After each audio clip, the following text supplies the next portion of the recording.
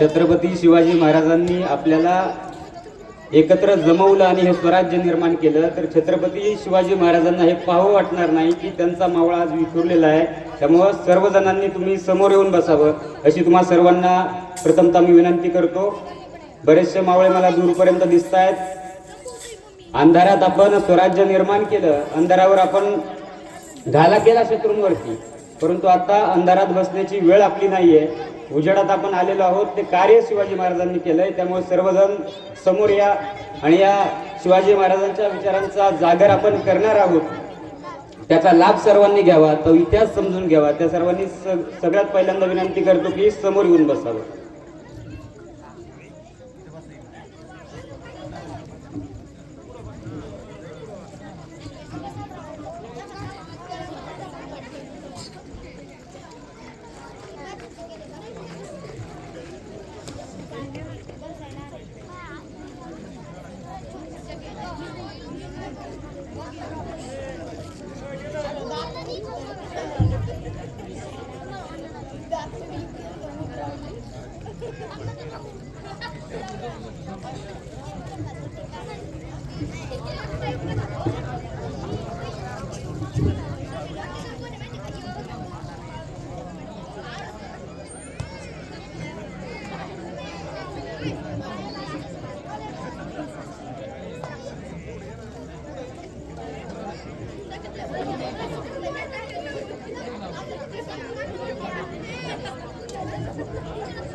सर्वप्रथम अखंड हिंदुस्थानचं आराध्य दैवत छत्रपती शिवाजी महाराज यांच्या चरणी नतमस्तक होतो.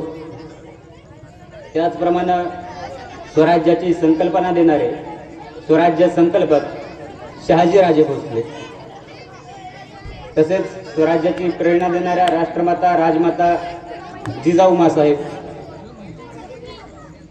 तसेच छत्रपती शिवाजी महाराजांनी हे स्वराज्य निर्माण करून आपल्याला शिकवलं की कसं जगावं, परंतु शेवटच्या श्वासापर्यंत शत्रूशी कसं लढावं हे ज्यांनी आपल्या अख्ख्या आयुष्यातून आपल्याला दाखवून दिलं ते स्वराज्याचे दुसरे छत्रपती छत्रपती संभाजी महाराज. जेव्हा स्वराज्याचे हे दोन वाघ आपण हरपून पावलो, त्यावेळेस हे मराठा साम्राज्य आपल्या खांद्यावर लीला पेलण्याचं काम ज्या मातेनं केलं, त्या माता पुण्यश्लोक अहिल्यादेवी होळकर, तसेच छत्रपती शिवाजी महाराजांची समाधी शोधून पहिली शिवजयंती साजरी करण्याचं काम करणारे महापुरुष क्रांतीसूर्य महात्मा ज्योतिबा फुले. त्याचप्रमाणे सगळ्यांना शिक्षण मिळावं याकरिता आपल्या जीवनाचं रगदान करणाऱ्या माता माऊली क्रांतीज्योती सावित्रीबाई फुले. आज मी या ठिकाणी बोलतोय, हा अधिकार मला ज्या संविधानानं दिला त्या संविधानाचे शिल्पकार भारतरत्न विश्वरत्न डॉक्टर बाबासाहेब आंबेडकर. त्याचप्रमाणे छत्रपती शिवाजी महाराजांचा पोवाडा रशियाच्या चौकामध्ये जाऊन रशियाच्या लोकांना छत्रपती शिवाजी महाराजांची महती सांगण्याचं काम ज्या महापुरुषांनी केलं ते महापुरुष लोकशाहीर साहित्यरत्न अण्णाभाऊ साठे. आणि त्याचप्रमाणे वेळ पडली तर जमीन विका, परंतु आपल्या मुलांना शिक्षण द्या, हा मोलाचा संदेश या समाजामध्ये रुजवण्याचं काम ज्या महापुरुषांनी केलं, ज्या संतांनी केलं, ते संत भगवान बाबा महाराज. या सर्व महापुरुषांच्या चरणी प्रथमतः नतमस्तक होतो. त्याचप्रमाणे आज या ठिकाणी जमा झालेले सर्व शिवभक्त शिवाजी महाराजांचे मावळे तुमच्या समोर सुद्धा नतमस्तक होतो आणि माझ्या विषयाकडे वळतो. तर एकदा झालं असं, एका गावामध्ये यात्रा होती आणि यात्रा म्हणल्याच्या नंतर आम्हाला माहित आहे की काय काय असतं. वेगवेगळी खेळ ते यात्रेमध्ये असतात. त्या ठिकाणी राहाडगाडगं आम्हाला पाहायला मिळतं, त्या ठिकाणी कुस्त्या आम्हाला पाहायला मिळतात, खाण्याची वेगवेगळी दुकानं त्या ठिकाणी आलेली असतात. आणि तसंच त्या यात्रेमध्ये डोंबाऱ्याचा खेळ म्हणतो पहा आपण, तो डोंबाऱ्याचा खेळ चालू होता. एक मुलगा त्या ठिकाणी दोरीवर चालण्याचं काम करत होता, उंच उंच उड्या मारण्याचं काम करत होता आणि त्याचे वडील त्या ठिकाणी ढोलकं वाजवण्याचं काम करत होते. आता हा खेळ पाहण्यासाठी गर्दी त्या ठिकाणी जमली. आणि ही गर्दी खेळ पाहत असताना त्या ठिकाणी त्या गर्दीमध्ये एक चोर आला आणि त्या चोरानं त्या गर्दीतल्या माणसाचे खिसे कापण्याचं काम चालू केलं. आणि त्याचं काम करत असतानाच त्या चोराचं लक्ष गेलं त्या खेळावरती आणि त्याला दिसलं की एक 9 वर्षाचं पोरग 9-9, 8-8 फुटाच्या उंच उड्या मारतोय. कशाचाही सहारा न घेता 8-8, 9-9 फुटाच्या उंच उड्या मारतोय. आणि त्याच्या डोक्यामध्ये एक युक्ती आली की हा मुलगा जर आपल्या कामामध्ये मिळाला, आपल्या चोरीच्या कामामध्ये याने जर आपल्याला साथ दिली तर आपण उंच उंच इमारतीमध्ये जाऊन चोरी करू शकतो आणि पैसा कमवू शकतो. अशी योजना त्याच्या डोक्यात आली. खेळ संपला. खेळ संपल्याच्या नंतर गर्दी जिकडं तिकडं गेली आणि गर्दी जिकडं तिकडं गेल्याच्या नंतर तो चोर त्या मुलाच्या वडिलाकडे गेला आणि मुलाच्या वडिलाकडे जाऊन तो चोर मुलाच्या वडिलांना विचारता झाला की दिवसाचे किती रुपये तुम्ही कमवता या खेळातून. आणि त्या मुलाचे वडील सांगते झाले 1000-1200 रुपये मी या खेळातनं कमवतो. तो चोर म्हणाला मी 2000 रुपये देतो. फक्त एक काम करायचं, रात्रीच्या वेळेस याला माझ्याबरोबर माझ्या कामात सहभागी करून माझ्याबरोबर पाठवायचं. त्या वडिलांना वाटलं की 1000 रुपये आपण कमवतोय, हा 2000 रुपये द्यायला तयार आहे. आणि मग वडिलांनी त्याला होकार दिला. दुसऱ्या दिवशी रात्री तो चोर त्या मुलाला घेऊन चोरी करण्यासाठी एका उंच अशा इमारतीच्या खाली जाऊन उभा राहिला. आणि त्या मुलाला तो चोर सांगता झाला की आता काय करायचं, 7 फुटाचं कंपाऊंड आहे, त्याच्यावर उडी मारायची, दोरी बांधायची, मला वर घ्यायचं आणि मला वर घेतल्याच्या नंतर पुढचं काम काय आहे ते मी करतो, त्याच्यानंतर तुझं काम संपलं, तू निघून जाऊ शकतो. आणि झालंही तसंच. त्या चोरानं त्याला उंच उडी मारायला सांगितली. त्याला सांगितलं 7 फुटाची उंच उडी मार आणि या भिंतीवरती चढ. त्या मुलानं पहिला प्रयत्न केला. पहिला प्रयत्न केल्याच्या नंतर त्याची उडी गेली फक्त 3 फूट. चोराला वाटलं पहिला प्रयत्न असल्यामुळे 3 फुटाची फक्त उंच उडी गेली असेल.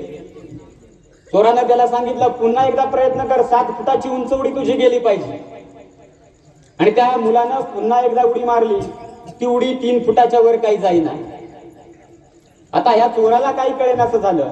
तो चोर त्या मुलाला सांगतोय, त्या मुलाला विचारतोय, अरे यात्रेत मी तुला पाहिलं होतं, तू 8-8, 9-9 फुटाच्या उंच उड्या मारत होता, या ठिकाणी तुला 3 फुटाच्या वर उंच उडी जाईना. अरे शरीरातली सगळी ताकद वापर आणि त्या ताकदीनं उंच उडी मार.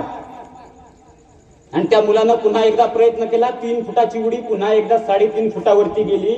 आता त्या चोराला काही कळेनासं झालं आणि चोर त्याच्यावर आरडून म्हणू लागला, अरे यात्रेत तुला पाहिलं होतं, त्या ठिकाणी यात्रेत तू 9-9 फुटाच्या 8-8 फुटाच्या उंच उड्या मारत होता आणि या ठिकाणी तुला 3 फुटाची उडी जाईना. आणि त्यावर तो मुलगा त्या चोराला सांगतोय, खरंय तुमचं, तुम्ही यात्रेत मला पाहिलं की मी 8 फुटाच्या उंच उड्या मारत होतो, तुम्ही यात्रेत मला पाहिलं की मी 8-8, 9-9 फुटाच्या उंच उड्या मारत होतो, परंतु त्या ठिकाणी अजून एक गोष्ट तुम्ही पाहिली नाही की जेव्हा मी 8-8, 9-9 फुटाच्या उंच उड्या मारत होतो त्यावेळेस माझे वडील त्या ठिकाणी ढोलकं वाजवण्याचं काम करत होती. आणि ज्या वेळेस माझे वडील त्या ठिकाणी ढोलकं वाजत होती त्या ढोलक्याचा आवाज माझ्या कानावर पडायचा आणि त्या ढोलक्याचा आवाज माझ्या कानावर पडल्यावर माझं शरीर फुगतं म्हणला. आणि माझं शरीर जेव्हा फुगतं तेव्हा मी उंच उंच उड्या मारतो. सांगायचं तात्पर्य हे की आमचंही तसंच होतं. शिवजयंतीचा कार्यक्रम आला की आम्ही शिवाजी महाराजांचे मावळे स्वतःला म्हणून घेतो, शिवव्याख्यानकार म्हणून कुणाला तरी बोलवतो, त्यानं जीव तोडून इथं शिवव्याख्यान द्यायचं, त्यानं सांगायचं शिवाजी महाराजांचे विचार. आम्ही पण फुगतो पहिल्या दिवशी, शिवव्याख्यान झाल्याच्या नंतर जाऊन झोपतो, दुसऱ्या दिवशी पुन्हा शिवाजी महाराजांच्या मूर्तीकडे आणि विचाराकडे आम्ही पाहत नाही. आज ती वस्तुस्थिती या समाजामध्ये चालू आहे, ती आज इथं घडता कामा नये. आज मी पाहिलं की या ठिकाणी अनेक मावळे शिवाजी महाराजांचे जमलेले आहेत. अहो काही गावामध्ये अशी वस्तुस्थिती आहे की सकाळी शिवाजी महाराजांच्या जयंतीसाठी मूर्तीसमोर लोक येतात, उभं राहतात, ते पण बोलवून हाका मारून बोलावी लागतात की या बाबा शिवाजी महाराजांची जयंती आहे. अरे ज्या राजानं त्याचं संपूर्ण 50 वर्षाचं आयुष्य आपल्यासाठी दिलं, हे स्वराज्य निर्माण केलं, त्या राजाला देण्यासाठी आपल्याकडे आपला 1 तासाचा 2 तासाचा वेळ नाहीये, 1 दिवस नाहीये, याची खंत आज या समाजामध्ये वाटल्याशिवाय कुणालाही राहणार. परंतु आज पाहिलं तर या सावलखेडच्या शिवजयंती समितीनं मागच्या 3 दिवसापासून कार्यक्रम इथं चालू केलेले आहेत. आणि मी पाहत होतो व्हॉट्सअपच्या स्टेटसला चांगल्या प्रकारचे कार्यक्रम तुम्ही राबवले. या ठिकाणी आपण म्हणतो की शिवाजी महाराजांचे विचार पुढच्या पिढ्यांना कळतील का, पुढच्या पिढ्यांना शिवाजी महाराज कळतील का, पुढच्या पिढ्यांमध्ये संस्कार नाहीयेत, अशी खंत आम्ही सतत बोलावून दाखवतो. आज हे तरुण या ठिकाणी जमलेले आहेत, आज हे लहान मुलं माझ्या समोर बसलेली आहेत. त्याचबरोबर या ठिकाणी मी पाहतोय की माझी वडीलधारी मंडळी जमा झालेली आहे, वृद्ध माणसं जमा झालेली आहे. ज्या रीतीनं या तरुणांना आणि ह्या बालयुवांना शिवाजी महाराजांचा इतिहास कळणं गरजेचं आहे, तेवढाच इतिहास आमच्या वडीलधाऱ्या मंडळींना आणि या वृद्ध व्यक्तींना सुद्धा कळणं गरजेचं आहे. याचं कारण तुम्हाला सांगतो.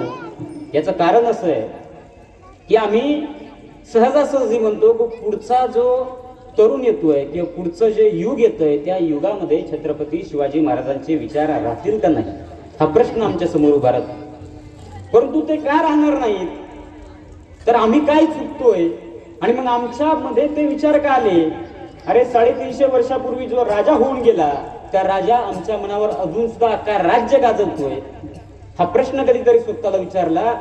आणि का पुढच्या पिढ्या शिवाजी महाराजांना मानणार नाहीत किंवा त्यांना इतिहास समजणार नाही, या प्रश्नाचं उत्तर जर शोधायला गेलं तर याला सर्वात मोठे कारणीभूत कोण असतो तर ते आपण असतो.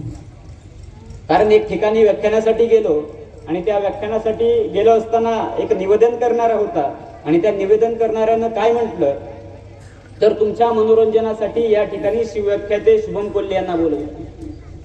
शिवजयंती ही मनोरंजनाचा कार्यक्रम नाहीये, शिवजयंती ही परिवर्तनाचं गोष्ट आहे. याच्यातून परिवर्तन झालं पाहिजे, शिवाजी महाराजांचे विचार तुम्हामध्ये प्राप्त झाले पाहिजेत, तुम्ही विचार ते घेतले पाहिजेत.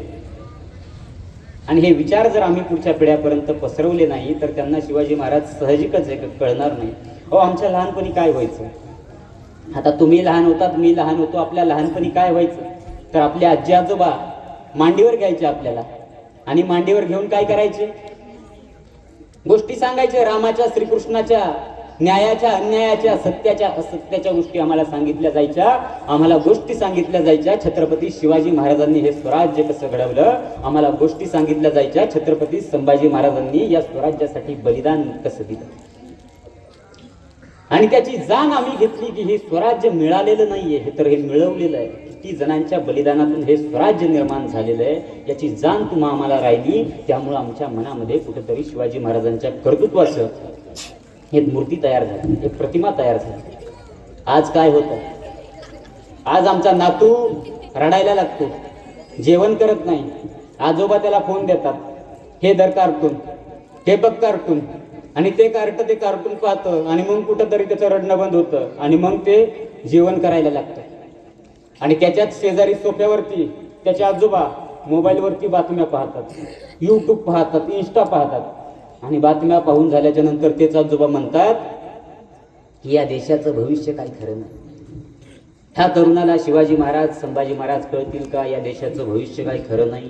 अरे तुमच्या घरामध्ये जे देशाचं भविष्य वाढतंय त्या भविष्याकडे तुम्ही जर लक्ष दिलं, त्या भविष्याला जर तुम्ही संस्कार दिले, त्या भविष्याला तुम्ही जर सांगितलं की शिवाजी महाराजांचं बलिदान, संभाजी महाराजांचं बलिदान त्या भविष्याला सांगितलं तर आम्हाला हे म्हणण्याची गरज पडणार नाही की या समाजामध्ये किंवा पुढच्या पिढ्यांपर्यंत शिवाजी महाराज जातील की नाही. आम्ही तरुणांना नाव ठेवतो, तरुण व्यसनाला भिडलेले आहेत, तरुण व्यसन करतात, तरुण अमकं करतात, तरुण तमकं करतात. परंतु आम्ही त्यांना सांगितलं पाहिजे, आम्ही वडीलधारी मंडळी आहेत, आम्ही कुणाला पाहतो, ते तरुण कुणाला पाहतात, तुम्हाला पाहतात. तुमचं जर वर्तन चांगलं असेल तर त्या गावातला तरुण सुद्धा चांगलाच निर्माण होतो, ही वस्तुस्थिती. आम्ही दारू पिऊन गावामध्ये हिंडतोय आणि आम्ही तरुणांकडून अपेक्षा करतोय की तरुण दारू प्यायला लागतोय. आम्ही वडीलधारी मंडळी म्हणून त्यांना सांगितलं पाहिजे की ही दारू कशा प्रकारे वाईट आहे, तर त्यांना समजेल. नाही तर आपल्यातच तो गुण नाहीये आणि आपण त्यांच्याकडून अपेक्षा करावी. आज मी तुम्हाला सांगितलं की शिवाजी महाराजांचे विचार खऱ्या अर्थाने या भूमीमध्ये रुजले पाहिजेत, पेरले पाहिजेत. ती मी या ठिकाणी आलोय, मी शिवव्याख्यान करतोय, तुम्ही ते ऐकताय, याच्यातून रुजताय तसं नाही. तर या गावच्या तरुणानं या ठिकाणी पाहिलं तर हे व्याख्यान आयोजित केलं, मला त्या ठिकाणी फोन केला. ते असो, या ठिकाणी आम्हाला झेंडे लावलेले दिसतात, तुम्ही सर्वजण या ठिकाणी उपस्थित आहेत. हे सगळं कार्य जे केलं त्या तरुणांनी केलं. सगळ्यात पहिल्यांदा त्या तरुणासाठी पहिल्यांदा टाळ्या झाल्या पाहिजे. अरे जर आम्हाला एखाद्याबद्दल वाईट बोलता येतं तर त्यांचे चांगले गुण ओळखून त्यांच्याबद्दल चांगली बोलण्याची सवय सुद्धा आमच्यामध्ये असते. आता जेव्हा मी पुण्यावरनं निघलो आणि मी विचार केला, मला साबलखेडच्या शिवजयंती समितीचा फोन आला की तुम्हाला या गावामध्ये व्याख्यान करायचंय. आणि मागच्या वर्षी तसा फोन आला होता, परंतु माझ्या काही वेगळ्या कामामुळं मला ते येता आलं नाही. आणि यावेळेस ठरवलं की साबलखेडमध्ये व्याख्यान देण्यासाठी नक्की जायचंय. त्याचं कारण असं की आज माझ्या जीवनामध्ये 2 गोष्टी खूप चांगल्या घडल्या.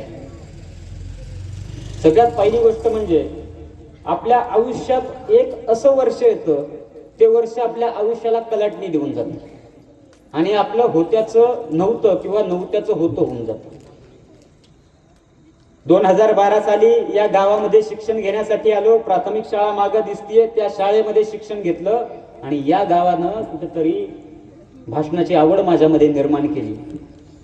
त्यामुळं या गावामध्ये, ज्या गावानं मला मोठं केलं, आज छोटा मोठा का होईना व्याख्याता म्हणून नावारूपाला आलो, त्या गावाची देण आहे. आणि त्या गावामध्ये येऊन व्याख्यान करावं ही माझ्या मनामध्ये खूप दिवसापासून खऱ्या अर्थाने एक खंत होती आणि ती आज पूर्ण झाली की साबलखेडमध्ये येऊन तुमच्या समोर व्याख्यान करतोय. शिवाजी महाराजांचे विचार तुम्हाला देण्याचं काम माझ्या नशिबी आलं, हे सर्वात मोठं नशीब आहे. दुसरी गोष्ट माझ्या जीवनात आज घडली. सकाळी इकडं येत असताना पुण्यावरनं नाश्ता करण्यासाठी उभा राहिलो, नाश्ता करण्यासाठी थांबलो आणि नाश्ता करण्यासाठी थांबलो असताना ज्यांचे व्याख्यानं पाहून, ज्यांची भाषणं पाहून एक भाषणं करण्याची किंवा व्याख्यानं देण्याची, शिवाजी महाराज तुम्हा आम्हाला सांगण्याची एक आवड निर्माण झाली. त्या गुरूंची भेट झाली. नितीन बानगुडे पाटील सकाळी भेटले आणि त्यांना सांगितलं की असं असं कार्यक्रमासाठी चाललोय आणि त्यांनी शुभेच्छा दिल्या आणि दिवस बनला. आणि मग विचार करत होतो की जाऊन बोलायचं काय आणि बोलायचं काय असा विचार करत असताना विचार आला की 2 विषयावर बोलूया. पहिला विषय हा की शिवाजी महाराजांच्या अगोदर काही राजे नव्हते का? शिवाजी महाराजांच्या नंतर काही राजे झाले नाही का? कोणी राज्य केलं नाही का? आणि उत्तर मिळालं, कित्येक राजे झाले शिवाजी महाराजांच्या नंतर, कित्येक राजे झाले शिवाजी महाराजांच्या अगोदर, तरी सुद्धा आम्हाला शिवाजी महाराजच का आठवावे? राजे म्हटलं, महाराज म्हटलं की आम्हाला शिवाजी महाराजच का आठवतात? याचं उत्तर शोधायसाठी गेलो आणि तेव्हा कळलं की शिवाजी महाराजांची काहीतरी वैशिष्ट्य आहेत आणि त्या वैशिष्ट्यावर शिवाजी महाराजांनी कर्तृत्व निर्माण केलं. त्या कर्तृत्वातून शिवाजी महाराज तुम्हा आम्हामध्ये जिवंत आहेत. आणि या प्रश्नाचं उत्तर शोधत असताना काही पुस्तकं काढली आणि काही पुस्तकं काढल्याच्या नंतर मला जावं लागलं काही जुन्या काळामध्ये, अशा काळामध्ये जावं लागलं की ज्या काळामध्ये आपल्यावरती स्वकीय राजांचंच वर्चस्व होतं, स्वकीयांचीच राज्य या म्हणजे देशामध्ये होती. तो काळ होता 1296चा. म्हणजे 13वे शतक संपत आलं होतं आणि 13व्या शतकाच्या शेवटी या महाराष्ट्रावरती यादवांचं राज्य होतं. ही गोष्ट नक्की म्हणजे ऐका लक्ष देऊन, कारण या गोष्टीचा रेफरन्स घेऊन, या गोष्टीचे पुरावे घेऊनच आपण पुढे शिवव्याख्यान करणार आहोत. शिवाजी महाराजांचे वैशिष्ट्य आणि शिवाजी महाराज या राजांपेक्षा कसे वेगळे होते आणि त्यामुळे शिवाजी महाराज तुमच्या आमच्यामध्ये अजून सुद्धा आहेत हे तुम्हाला कळेल. त्यामुळे या गोष्टीकडे लक्ष द्या, बारकाईनं लक्ष द्या. आणि ही गोष्ट जशाच्या तसं जर तुम्ही तुमच्या जीवनात जरी अंमलात आणली, शिवाजी महाराज फक्त तलवारीवर लढणारे राजे नव्हते, तलवार बऱ्याच जणांना चालवत येत होती, परंतु स्वराज्य फक्त शिवाजी महाराजांनी निर्माण केलं. तर काही वैशिष्ट्यावर केलं, त्या वैशिष्ट्यावर आपण बोलणार आहोत. त्यामुळे या गोष्टीकडे लक्ष द्या. मी काय सांगितलं तर महाराष्ट्रात कुणाचं राज्य होतं? 13व्या शतकाच्या शेवटी यादवांचं राज्य होतं. यादवांच्या राजाचं नाव होतं राजा रामदेवराव. काय? राजा रामदेवराव. त्याच्या मुलाचं नाव होतं शंकर देवराव. आणि हे राजा रामदेवरावांची जी राजधानी होती, म्हणजे यादवांची जी राजधानी होती, त्याचा दौलताबादचा किल्ला आहे पहा. त्या किल्ल्याला काय म्हणतात आता? दौलताबादचा किल्ला. परंतु त्यावेळेस देवगिरी म्हणून त्या किल्ल्याला ओळखलं जायचं. संभाजीनगरच्या जवळच तो किल्ला आहे, भक्कम किल्ला आहे. आणि कोणी लढून त्या किल्ल्याला घ्यावं असा किल्ला नाही, फितुरीनंच फक्त तो किल्ला जिंकता आला, अशा प्रकारचा तो किल्ला होता.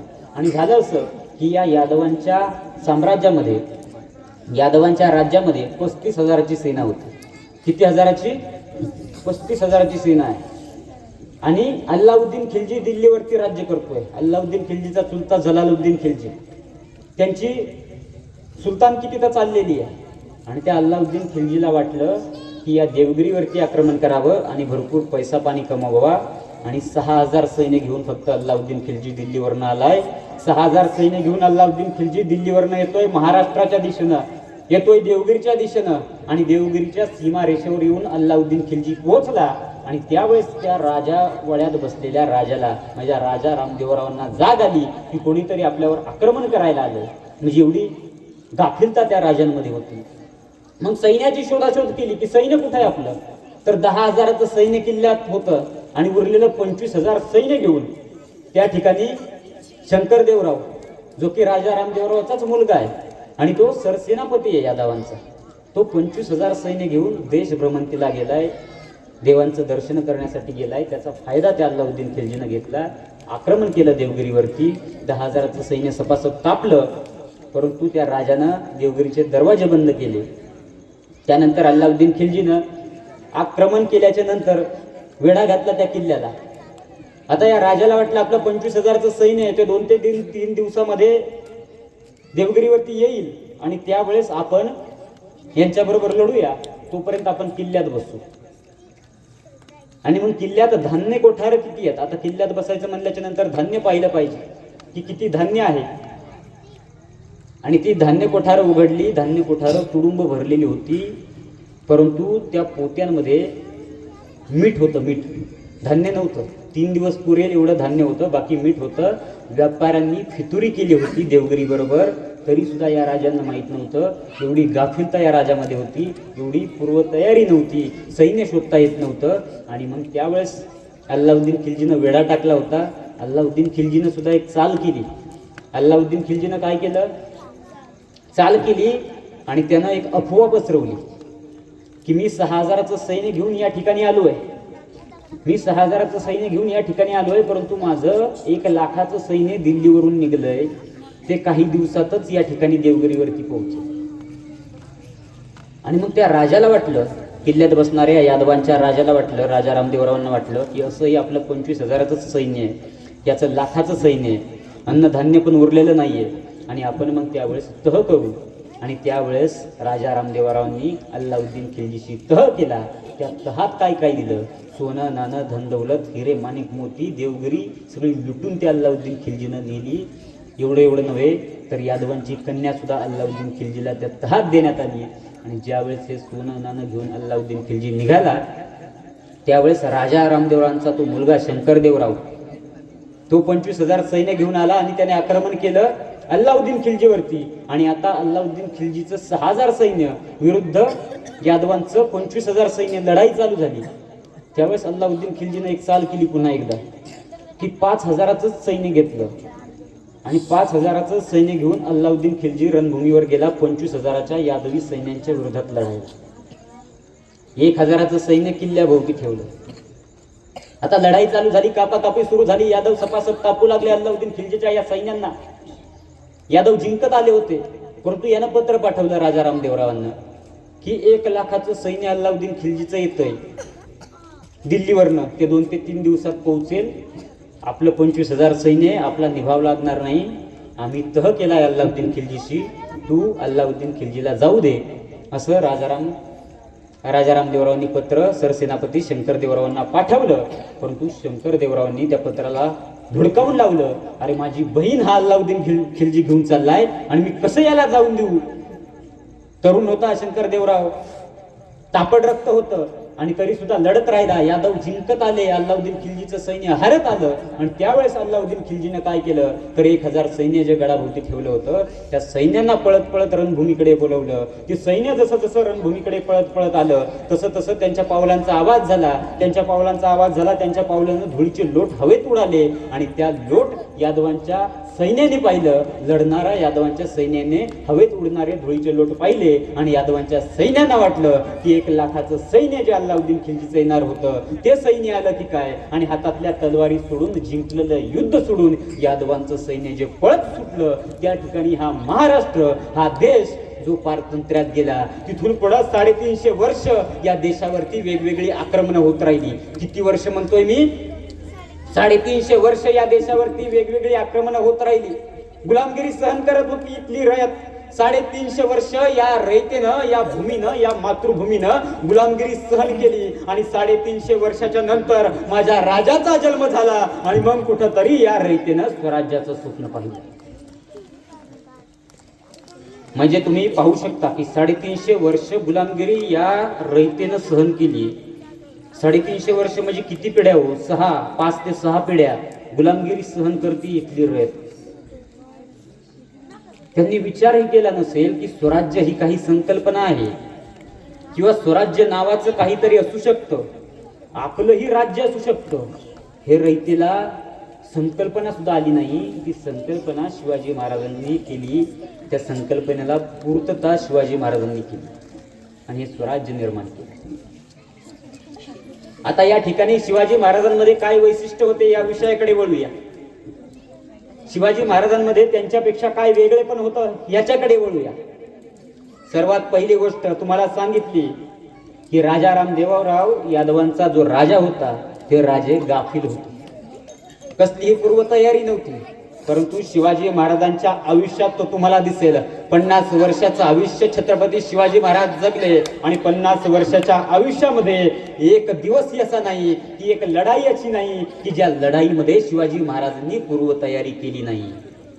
पूर्वतयारी ही सर्वात मोठं वैशिष्ट्य छत्रपती शिवाजी महाराजांच्या जीवनातलं आपल्याला पाहायला मिळतं.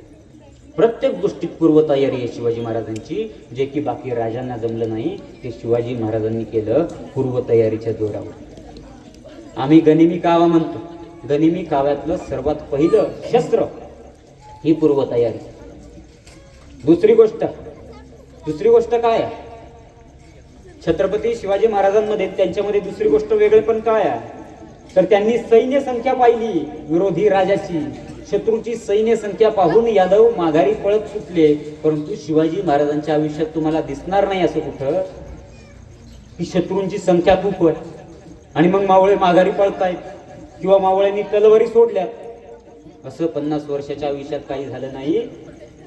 700च्या विरोधात 30,000, 2,000च्या विरोधात 35,000 आणि एकाला पकडायला 1,00,000 सैन्य मुघलांचं येतंय.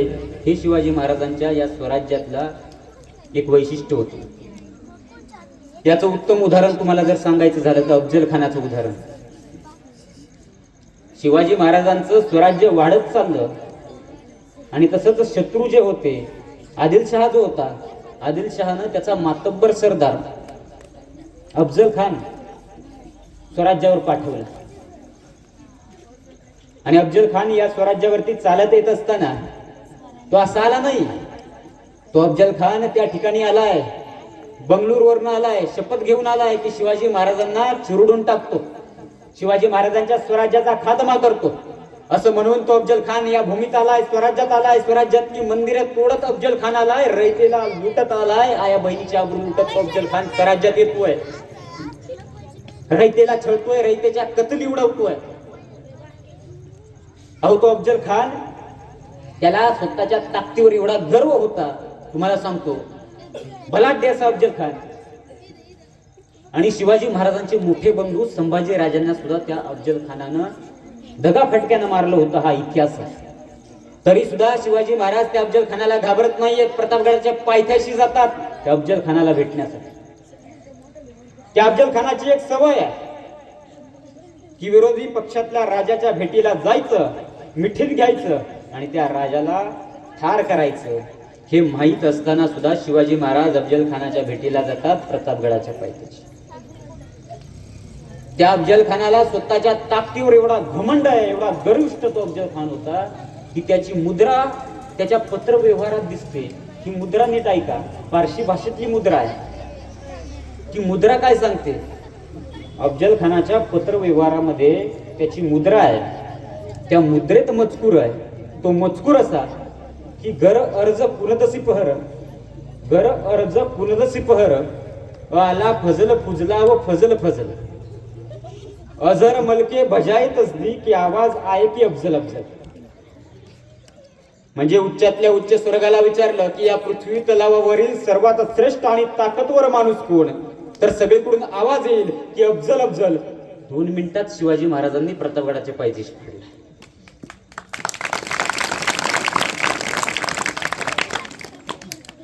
हे कशाचं फळ आहे? हे पूर्व तयारीचं फळ आहे. हे शत्रूच्या संख्येला न घाबरण्याचं फळ आहे. शिवाजी महाराजांचं तिसरं वैशिष्ट्य काय केलं? यादवांनी स्वतःची कन्या दिली त्या तहामध्ये. शिवाजी महाराजांनी परस्त्रीला सुद्धा देवीप्रमाणे मानलं. ही शिवाजी महाराजांची आजच्या या समाजामध्ये सुद्धा एक जे कर्तृत्व निर्माण करून ठेवलं, ती प्रतिमा शिवाजी महाराजांची आजच्या या समाजामध्ये आहे की एकही राजा तुम्हाला असा दिसणार की नाही की ज्याच्या दरबारात स्त्री नाचली नाही. माझा एकमेव असा राजा आहे की ज्याच्या दरबारात स्त्री नाचली नाही. आणि परस्त्रीला आईप्रमाणे बहिणीप्रमाणे मानणारा शिवाजी राजा होता. आता काही वर्षापूर्वीची गोष्ट आहे की मुंबईमध्ये हिंदू मुस्लिमांच्या दंगली चालू होत्या. एक मोहल्ला होता, त्या मोहल्ल्यामध्ये हिंदू मुस्लिमांच्या दंगली चालायच्या. हिंदू मुस्लिमांना कापायचे, मुस्लिम हिंदूंना कापायचे आणि रक्तकल्लोळ उठायचा. त्याच मोहल्ल्यामध्ये एक मुस्लिम तरुणी राहत होती.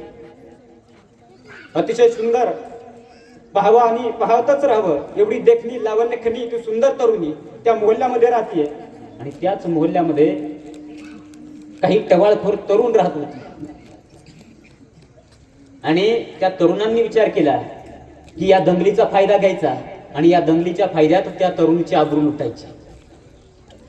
आणि त्यांनी योजना आखली आणि घडलंही त्याचप्रमाणे. दुसऱ्या दिवशी दंगल पेटली. हिंदू मुस्लिमांना कापतायत, मुस्लिम हिंदूंना कापतायत, रक्तकल्लोळ उठलाय, आवाज उठलाय. आणि अंधाऱ्या रात्रीला चिरत हे 4 चौघं त्या तरुणीच्या घराकडे चालली. त्या तरुणीच्या घराच्या बाहेर गेली. तिचा दरवाजा वाजू लागली आणि घाबरली आत बसलेली तरुणी. तिला काही कळेनासं झालं आणि खिडकीतून बाहेर डोकावून पाहिलं, दिसले हे 4 तरुण आणि बेत कळला. तिला कळून चुकलं की आता माझ्या बरोबर काय होणार, माझी आबरू लुटली जाणार, माझा जीव मला गमवावा लागणार. आणि स्वतःचा जीव मुठीत धरून मुंबईच्या रस्त्यावरती, त्या अंधाऱ्या रस्त्यावरती ती तरुणी पुढे पळतीये. ती तरुणी पुढे पळते, हे तरुण मागे पळताय, तरुणी पुढे पळते, तरुण मागे पळताय. तिला कळून चुकलं की माझी जर पावलं थांबली तर मी यांच्या तावडीत सापडेल. माझ्या अब्रूची लक्त रेषेला टांगली जातील, माझा जीव मला गमवावा लागेल. आणि स्वतःचा जीव मुठीत धरून ती तरुणी मुंबईच्या अंधाऱ्या रस्त्यावरती पळतीये. मुंबईच्या अंधाऱ्या रस्त्यावरती पळत असताना एका अंधाऱ्या गल्लीमध्ये ती तरुणी शिरली. अंधाऱ्या गल्लीमध्ये शिरल्याच्या नंतर एका घराच्या दरवाजाच्या फाटीतनं तिला उजेड जाणवला. त्या घराच्या दरवाजाच्या समोर ती गेली आणि तो दरवाजा ठोठवला. दरवाजा उघडला गेला. समोर उभा होता एक एलतिशीतला हिंदू युवक.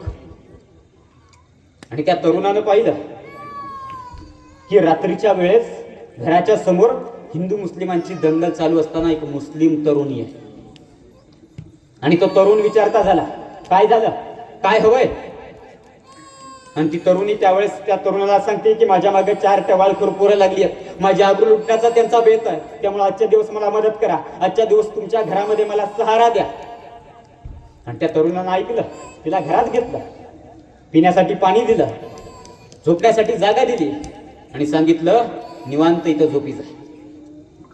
कोण तुझ्या वाकड्या नजरेने पाहतो तुझ्याकडे, मी पाहतो, दरवाजात उभा राहतो, पहारा देतो, तू निवांत झोपी जा. ती तरुणी निर्धास्तपणे घरामध्ये निवांत झोपी गेली. हा तरुण बाहेर पहारा देत बसला. रात्रभर पहारा देत बसलेला तरुण आणि त्याच्या डोक्यामध्ये रात्री विचार आला की बाहेर हिंदू मुस्लिमांची दंगल चालू आहे. मी हिंदू आहे, ही मुस्लिम आहे. ती 4 पोरं हिच्या मागे हिची आबरू लुटण्यासाठी धावत होती. आता मी विचार केला तर मी सुद्धा हिची आबरू लुटू शकतो, मला अडवणाराही कुणी नाही. मग कोणत्या भरोश्यावर या तरुणीनं माझ्याकडे मदत मागितली? अरे कोणत्या भरोश्यावर ही तरुणी माझ्या घरामध्ये निवांत झोपी गेली आहे? आणि विचार केला त्या तरुणानं, रात्रभर विचार केला, उत्तर काही मिळालं नाही. सकाळ झाली, ती तरुणी जायला निघाली. आणि जायला निघाली असताना त्या तरुणीनं या तरुणाचे आभार मानले. आणि जायला निघाली असताना मग या तरुणानं न राहून त्या तरुणीला विचारलं की मला तुला एक प्रश्न विचारायचा आहे की रात्री तुझी आबरू उठण्यासाठी ते 4 तरुण तुझ्या मागे धावत होती, बाहेर हिंदू मुस्लिमांची दंगल चालू आहे, मी हिंदू आहे, तू मुस्लिम आहे. मी विचार केला असता रात्री तर मी सुद्धा तुझ्या आबरू लुटू शकलो असतो. मग कोणत्या भरोशावर तू माझ्या घरामध्ये निवांत झोपे गेलीस? कोणत्या भरोशावर तू माझ्याकडे मदत मागितली? अरे कोणत्या भरोशावर तू माझ्या घरात निवांत झोपे गेली? विचारता झाला तो तरुण, आणि त्यावेळेस ती तरुणी त्या तरुणाला सांगते की अरे दादा, ज्यावेळेस माझ्या माग ती 4 तरुण माझी आबरू लुटण्यासाठी माझ्या मागे धावत होती, मी मुंबईच्या या अंधाऱ्या रस्त्यावरती धावत होते. अरे मला माहित होतं माझी पावलं जर थांबली तर मला माझा जीव गमावा लागेल. अरे माझी इज्जतीची लक्तर या शिलात टांगतील आणि माझा जीव मुठीत घेऊन मी मुंबईच्या रस्त्यावरती धावते. ते तरुण माझ्या मागे धावतायत आणि धावता धावता या अंधाऱ्या गल्लीमध्ये शिरले. या अंधाऱ्या गल्लीमध्ये शिरल्याच्या नंतर तुझ्या घराच्या दरवाजाच्या फाटीतनं मला उजेड जाणवला. तुझ्या घराच्या दरवाजाच्या समोर मी आले. तुझा दरवाजा ठोठवणार त्या अगोदर मी विचार केला. तुझ्या घराची खिडकी मला उघडी दिसली आणि तुझ्या घराच्या खिडकी समोर मी गेले. तुझ्या घराच्या खिडकीतून मी आता डोकावून पाहिलं तेव्हा तुझ्या घराच्या भिंतीवर मला छत्रपती शिवाजी महाराजांचा फोटो दिसला आणि मगच मी दरवाजा ठोठवला. कारण मला माहित आहे की ज्या घरामध्ये छत्रपती शिवाजी महाराजांचा फोटो आहे त्या घरामध्ये कोणत्याही स्त्रीच्या आबरूला कसलाच धोका नाही. ही कर्तृत्व शिवाजी महाराजांनी 350 वर्षापूर्वी निर्माण करून ठेवलं. तुम्हा आम्हाला आज सुद्धा वाटतंय, त्या स्त्रीला आज सुद्धा वाटतंय, या स्त्रियांना विचारा त्यांना सुद्धा आज वाटतंय त्या शिवाजी महाराज आमच्या इज्जतीचं रक्षण करणारा राजा होता. शिवाजी महाराजांनी फक्त सांगितलं नाही बेटी बचाओ बेटी पढाओ. शिवाजी महाराजांनी फक्त सांगितलं नाही की मी स्त्रीच्या आबरूचं रक्षण करणारा राजा आहे. ते कृतीतून दाखवून द्यावं लागतं. ते शिवाजी महाराजांनी कृतीतून दाखवून दिलं 350 वर्षापूर्वी. काय होते शिवाजी महाराज? जागीरदार होते पुण्याचे जागीरदार छत्रपती शिवाजी महाराज. आणि त्यांच्या जागिरीमध्ये एक गाव येतंय, त्या गावाचं नाव आहे रांझ्याचं गाव, रांझेगाव. आणि त्या रांझेगावच्या पाटलानं एका गरीब शेतकऱ्याच्या स्त्रीला, एका गरीब शेतकऱ्याच्या पोरीला, शेतात काम करणाऱ्याला त्या पोरीला उचललं, घोड्यावरती टाकलं, घेऊन गेला, तिची आबरू लुटली. आणि त्या तरुणीला वाटलं की आता काय म्हणून या समाजापुढं मी तोंड दाखवावं. आणि ते सहन न झाल्यामुळं त्या तरुणीनं आत्महत्या केली. ही बातमी पोहोचली दऱ्याखोऱ्यापर्यंत.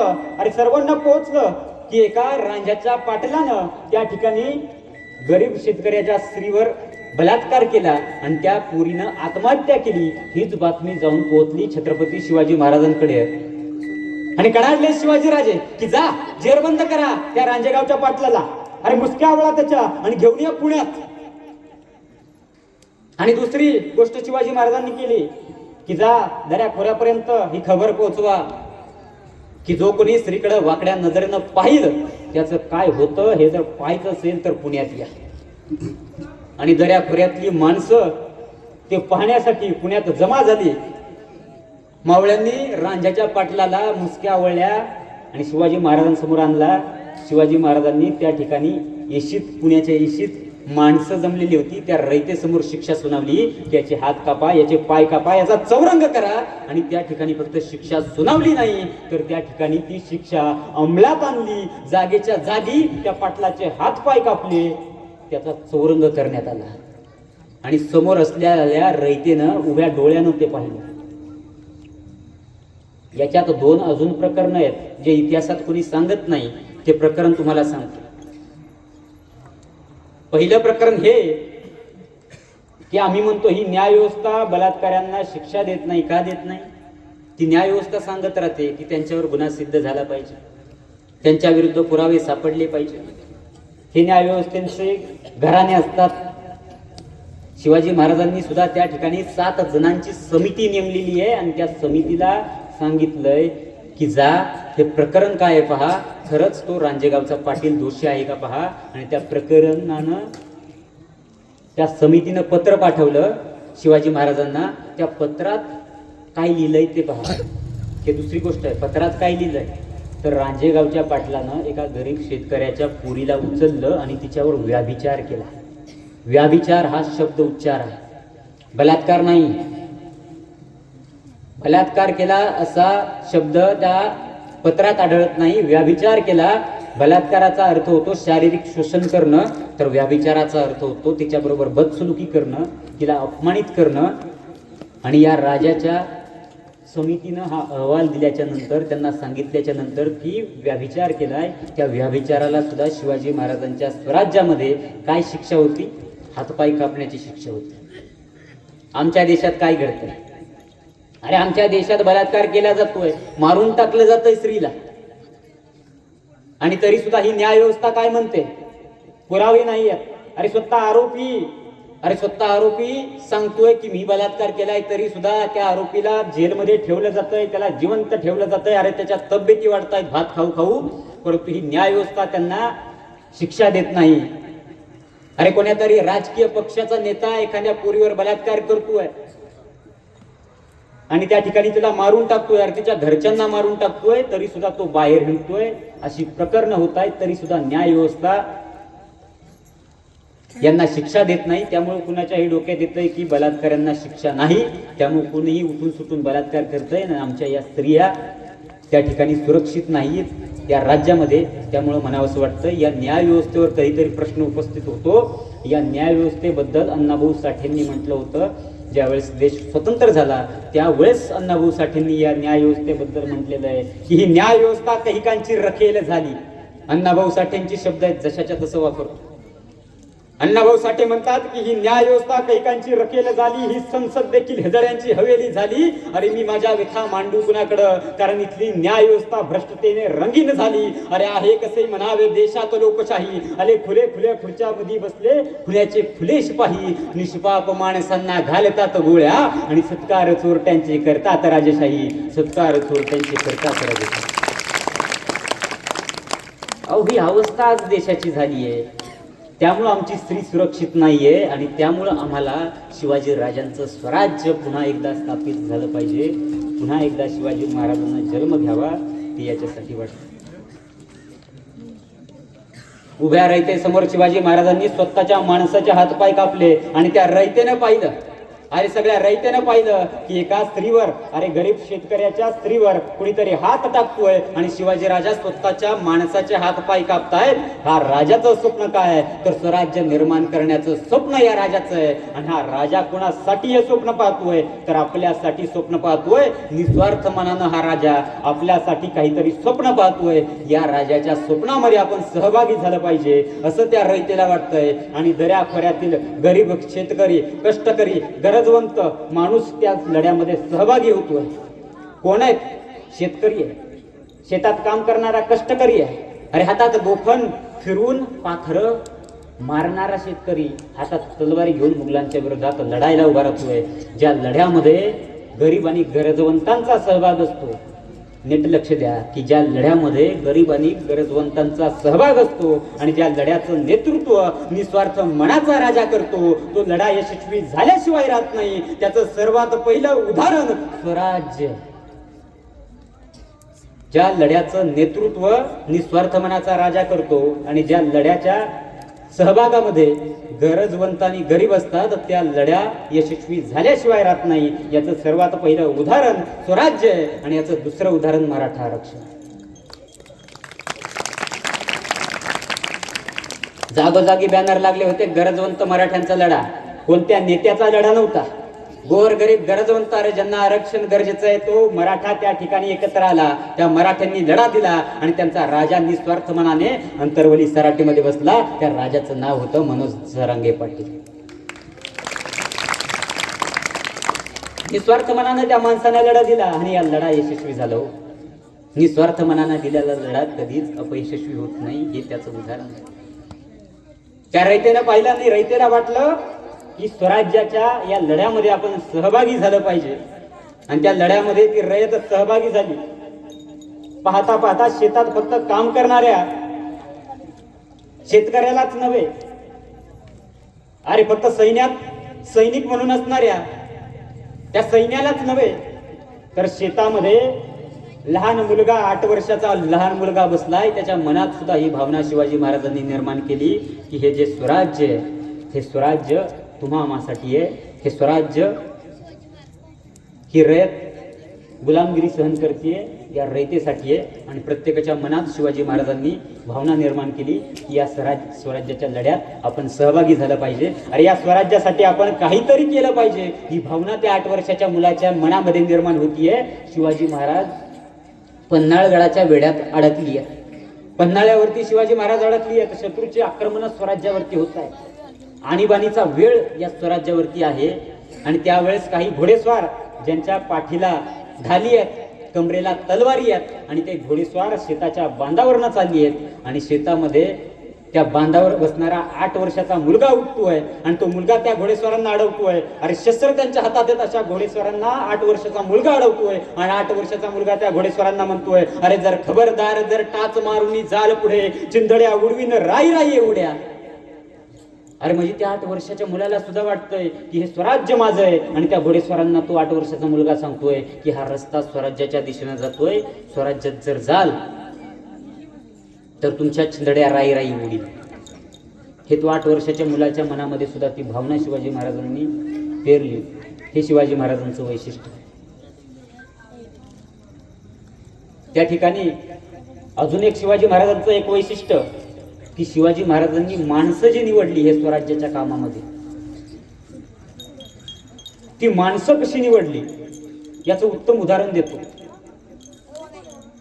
जावळीचं प्रकरण माहीत असेल तुम्हाला की शिवाजी महाराजांनी जावळी घेतली. कुणाकडनं घेतली? मोऱ्यांकडनं घेतली. मोरे सुरुवातीला शिवाजी महाराजांनाच सामील होते, परंतु नंतर चंद्रराव मोरेंनी काय केलं तर शिवाजी महाराजांच्या विरोधात बोलायला सुरुवात केली, लढायला सुरुवात केली. आणि त्यावेळेस शिवाजी महाराजांना वाटलं की हा जावळी घेतला पाहिजे, मोऱ्यांना कुठेतरी हरवलं पाहिजे. आणि त्यावेळेस छत्रपती शिवाजी महाराज त्या जावळीवर आक्रमण करतात. आता हा जावळी प्रदेश काय आहे तुम्हाला समजावून सांगतो, मग तुम्हाला कळेल याचं भौगोलिक इतिहासामध्ये एवढं महत्व काय भौगोलिकरित्या जर पाहिलं तर.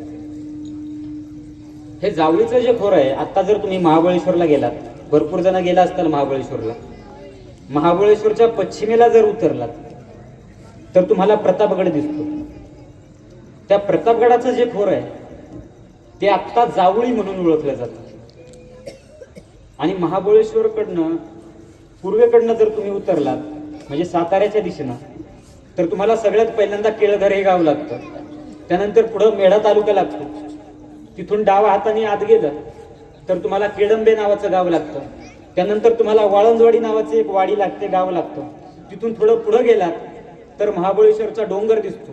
त्या डोंगराच्या पोटाशी वेण्णेचा उगम आहे. अलीकडनं त्या डोंगराच्या अलीकडनं वेण्णा वाहते. वेण्णा मोठा प्रकल्प आहे साताऱ्यातला. त्याच्या खाली जर गेलं कोयना प्रकल्प आहे, त्याच्या भोवती वासोटा उभारलेला आहे. तर हे संपूर्ण जे आहे, आता हे इकडचं जे खोरं सांगितलं पूर्वेकडचं, त्याला आता जावली म्हणून ओळखलं जातं. प्रतापगडाचं खोरं आता जावळी म्हणून ओळखलं जातं. तर ह्या दोन्हींचं मिळून रायरीच्या डोंगरापर्यंत म्हणजे आत्ताचा रायगड, त्या रायगडापर्यंत जावळीचं खोरं म्हणून त्यावेळेस ओळखलं जायचं. आणि हे जावळीचं खोरं कोणाकडे होतं तर मोऱ्यांकडे होतं. आणि शिवाजी महाराजांनी ठरवलं की जावळी मारायची आणि स्वतः नेतृत्व केलं त्या लढ्याचं शिवाजी महाराजांनी. आणि त्या मोऱ्यांवरती आक्रमण केलं. मोऱ्यांचं सैन्य सपासपा कापायला शिवाजी महाराजांनी सुरुवात केली. मावळे सपासपा ते मोऱ्यांचं सैन्य कापत होते. रक्तकल्लोळ उठला. परंतु त्या ठिकाणी चंद्रराव मोरेंच्या वाड्याच्या बाहेर एक चंद्रराव मोरेंचा योद्धा एवढ्या शौर्यतेनं, एवढ्या धाडसानं, एवढ्या ताकदीनं लढत होता की कोण्या शिवाजी महाराजांच्या मावळ्याची हिंमत होत नव्हती की त्या लढवय्या सेनापतीच्या समोर उभा राहावं. आणि मग त्याला कसं पकडायचं तर त्याच्यावर रस्से फेकल्या, दोरी फेकली आणि दोरखंडामध्ये जखडला गेला तो मोऱ्यांचा योद्धा. सगळं मोऱ्यांचं सैन्य शिवाजी महाराजांनी कापलं होतं. या सैन्याला वाटलं माझी सुद्धा गर्दन शिवाजी महाराज उडवते. मावळ्यांनी त्याला आणलं शिवाजी महाराजांच्या समोर. आणि त्यावेळेस शिवाजी महाराजांनी त्याची गर्दन उडवली नाही. तर काय केलं शिवाजी महाराजांनी? शिवाजी महाराजांनी पाहिलं हा ताकदीनं लढणारा योद्धा आहे, याला स्वराज्याचं स्वप्न काय हेच समजावून सांगू. आणि शिवाजी महाराज त्यावेळेस त्याला स्वराज्याचं स्वप्न समजावून सांगतात की हे स्वराज्य काय. अरे कोणीही म्हणावं स्वराज्य आणि प्रत्येकाला वाटावं स्व म्हणजे माझं, राज्य म्हणजे राष्ट्र. अरे हे माझं राज्य आहे असं प्रत्येकाला वाटावं, असं राज्य आपल्याला निर्माण करायचं. 350 वर्षापासून ही आपली मातृभूमी गुलामगिरी सहन करते, परकीयांची आक्रमण सहन करते, हे रयत परकीयाची आक्रमण सहन करते. यांना मुक्त करायचंय, आपल्या मातृभूमीला मुक्त करायचंय, त्याचं नाव स्वराज्य. आणि त्या योद्ध्याला सुद्धा वाटतं की हे स्वराज्याचं स्वप्न खऱ्या अर्थानं रयतेला न्याय मिळवून देणारं स्वप्न आहे. निस्वार्थ मनानं शिवाजी महाराजांनी पाहिलेलं हे रयतेसाठीचं स्वप्न आहे. आणि तो मोरेंचा योद्धा त्या ठिकाणी शिवाजी महाराजांच्या गोटात सामील होतो. त्या योद्ध्याचं नाव आहे मोरारबाजी देशपांडे. आता पुढे चालून हेच मोरारबाजी देशपांडे पुरंदरचे किल्लेदार म्हणून नावारूपाला आले. आणि जेव्हा शिवाजी महाराजांनी त्या ठिकाणी सुरतेवर स्वारी केली, 8,000चं सैन्य घेऊन शिवाजी महाराज सुरतेवर स्वारी करतात. 8,000च्या सैन्याबरोबर प्रत्येक सैन्याबरोबर एक एक्स्ट्रा घोडा शिवाजी महाराजांनी दिला. म्हणजे 16,000 घोडे घेऊन शिवाजी महाराज सुरतेवर गेले. 3 दिवस सुरत लुटली. 3 दिवस सुरत एवढी लुटली, एवढा धन दौलत पैसा पाणी हिरे माणिक मोती शिवाजी महाराजांनी स्वराज्यात आणले. आणि त्या ठिकाणी परत शिवाजी महाराजांना वाटलं की सुरतेला लुटावं. पुन्हा एकदा शिवाजी महाराजांनी सुरत लुटली. परंतु त्यांना पहिल्या वेळेस अंदाज आला होता मुघलांचा की मुघल किती धीमे आहेत, याचा अंदाज शिवाजी महाराजांना आला. आणि पुढच्या वेळेस जाताना शिवाजी महाराज बैल घेऊन गेले. पहिल्या वेळेस घोडे घेऊन गेले कारण वेगाने येता येईल. पुढच्या वेळेस बैल घेऊन गेले. म्हणजे हे मुघल काही यांचा वेग नाहीये, लवकर आपल्याला काही हे पकडू शकत नाहीत, जास्त सोनं नाणं तरी आणू. असं करून शिवाजी महाराजांनी त्या ठिकाणी त्या मुघलांना, त्या औरंगजेबाला सोळोपी पळो करून सोडलं. आणि मग त्या औरंगजेबाला वाटलं की आता या शिवाजी राजाचा काहीतरी काटा काढला पाहिजे. आणि त्यावेळेस शिवाजी महाराजांवर, या स्वराज्यावरती, या महाराष्ट्राच्या दिशेनं त्या औरंगजेबानं त्याचा मातबर सरदार मिर्झा राजे जयसिंग पाठवला. 1 लाखाचं सैन्य घेऊन मिर्झा राजे स्वराज्याच्या दिशेनं आला. आणि स्वराज्याच्या दिशेने येत असताना त्या मिर्झा राजेनं छोटी मोठी गडकिल्ले घ्यायला सुरुवात केली. छोट्या मोठ्या गडकिल्ल्यांवरती आक्रमण करायला त्या मिर्झा राजेनं सुरुवात केली. परंतु शिवाजी महाराज त्याला प्रत्युत्तर देईनात, त्याला प्रतिकार करणार. आणि त्यावेळेस त्या मिर्झा राजेला वाटलं की शिवाजी महाराजांना असं काय करावं की शिवाजी महाराज आपल्याला प्रतिकार करतील, आणि हे शोधावं कसं. यासाठी त्या मिर्झा राजेनं काय केलं, त्याच्या हेराला बोलावलं. मिर्झा राजेनं हेराला बोलावलं आणि हेराला सांगितलं की जा शोधून आण, जा शोधून आण की शिवाजी राजाचा जीव कशामध्ये. तो हेर गेला, त्यानं शोधाशोध केली, माघारी परत आला. मिर्झा राजे समोर तो हेर उभा राहिला. मिर्झा राजेला तो हेर सांगतोय की मिर्झा राजे, आम्ही शोधून आणलं की या शिवाजी राजाचा जीव कशामध्ये. मिर्झा राजा, आम्ही शोधून आणलं की शिवाजी राजाचा जीव कशामध्ये. हे ऐकल्याच्या नंतर मिर्झा राजे खुश झाला. आणि आनंदित झालेला मिर्झा राजे त्या हेराला विचारता झाला, अरे सांग रे हेरा, की शिवाजी राजाचा जीव कशात आहे. अरे कोण्या नर्तकीमध्ये शिवाजी राजाचा जीव आहे, आता सांग मला. आता ती नर्तकी आणतो, उचलून इथं मांडतो. अरे सांग मला की या शिवाजी राजाचा जीव कोण्या गडकोटामध्ये आहे, आता तो गडकेट घेतो. अरे सांग या शिवाजी राजाचा जीव कोण्या वस्तूमध्ये आहे, आता ती वस्तू आणतो चोरडून टाकतो. आणि त्या ठिकाणी हेर मिर्झा राजेला सांगता झाला की मिर्झा राजे चुकलात तुम्ही, मिर्झा राजे चुकलात तुम्ही. शिवाजी राजाचा जीव कोण्या नर्तकीमध्ये नाही, शिवाजी राजाचा जीव कोण्या गडकोटामध्ये नाही, शिवाजी राजाचा जीव कोण्या वस्तूमध्ये नाही. शिवाजी राजाचा जीव इथल्या रयतेमध्ये, आणि या रयतेचा जीव शिवाजी राजामध्ये. म्हणून शिवाजी राजाला रयतेचा राजा म्हटलं जातं, मिर्झा राजे. आणि त्यावेळेस त्या मिर्झा राजेला कळून चुकलं, शिवाजी राजाला रयतेचा राजा का म्हणतात. आणि गहरी चाल त्या मिर्झा राजेनं खेळली. पाहता पाहता रयत कापायला सुरुवात त्या मिर्झा राजेनं केली. रयतेची कतलेआम सुरू केल्या आणि रक्त कल्लोळ माजला स्वराज्यात. दुसरी गहरी चाल तो मिर्झा राजे खेळतो. त्याच्याबरोबर दिलेर खान नावाचा सरदार आला. 30,000चं सैन्य त्या दिलेर खानाला दिलं. आणि त्या दिलेर खानाला सांगितलं, जा पुरंदरवरती आक्रमण कर. 30,000चं सैन्य घेऊन दिलेर खान निघालाय पुरंदरच्या दिशेनं, पुरंदरवरती आक्रमण करायला. आणि त्यावेळेस त्या पुरंदरवरती किल्लेदार कोण आहेत, कोण आहेत पुरंदरचे किल्लेदार. मोरारबाजी देशपांडे. 2,000चं सैन्य पुरंदरवरती आहे. त्या मुरारबाजी देशपांडेंनी काय केलं, 2000चं सैन्य जमा केलं. त्या 2000च्या सैन्याला मुरारबाजींनी जमा केलं आणि त्या सैन्याला मुरारबाजी सांगते झाले की 30,000चं सैन्य घेऊन दिलेर खान येतोय पुरंदरच्या दिशेला, या पुरंदरवरती आक्रमण करण्यासाठी. आपण आहोत 2000.